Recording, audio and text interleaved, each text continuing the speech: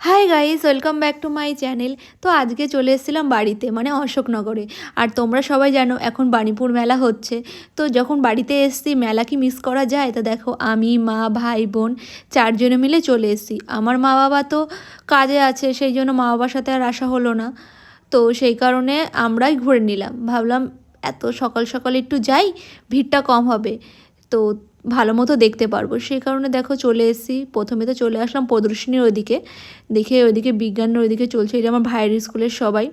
তো তারপরে সামনের দিকে আগালাম, তারপরে দেখলাম ফল সবজির এখানে কত বড় বড় না সবজি। আমি প্রত্যেকবার দেখে ভাবি নিশ্চয়ই এত সার মেশায়, সেজন্য এত বড় বড় সবজিগুলো হয়, নাহলে কি করে সম্ভব বলো।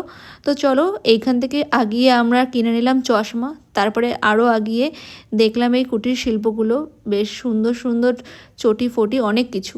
তারপরে দেখো এই হচ্ছে শাকচুন্নি, দেখেছো শাকচুন্নিটা কেমন নাক ভ্যাচকালো। তারপরে চলে আসলাম হচ্ছে এখানে হচ্ছে সমস্ত ফটো আটকায়, মানে হাতে আঁকা ফটো, সেই কথা বলছি। তারপরে চলে আসলাম দেখো সাজা গোছার জিনিস কিনতে। তো এখানে আমার একটা ক্লিপ পছন্দ হয়েছিল, নিয়েছিলাম, কিন্তু মায়ের কিছু পছন্দ হয়নি। তো মা আবার সামনে গিয়ে আরও অন্য কিছু পছন্দ করে সেটা কিনলো। তারপরে ঘুরতে ঘুরতে খিদে পেয়ে গেল, দেখো আমার ভাই কি সমস্ত কিছু খায়, দেখো মায়ের এখনও খাওয়া হয়নি, কিন্তু দেখবে শাকচুন্নি খেয়ে একদম প্লেট সাফ করে দিয়েছে। তারপরে দেখো বেলুন দেখে তো আমি লোভ সামলাতে পারলাম না, আমার গ্যাস বেলুন ভীষণ পছন্দ। তো সেগুলো কিনে নিয়ে সামনের দিকে আগিয়ে দেখি 100 টাকার আইসক্রিম। এটা কি সম্ভব? শুধু খেল দেখি 100 টাকা নিয়ে নেবে ওইটুকুনি আইসক্রিম, যেটা আমরা 10-15 টাকায় কিনে খাই। না না না, এটা কিছুতেই সম্ভব না। তো সামনের দিকে এগিয়ে চলে গিয়ে দেখছি জিলিপি, ও মাই ফেভারিট। তো জিলিপি কিনে সামনের দিকে আগালাম। তারপরে শাকচুন্নি বললো আগুন খাবো, দেখো আগুন পুরো গোটা আগুনটা খেয়ে নিল।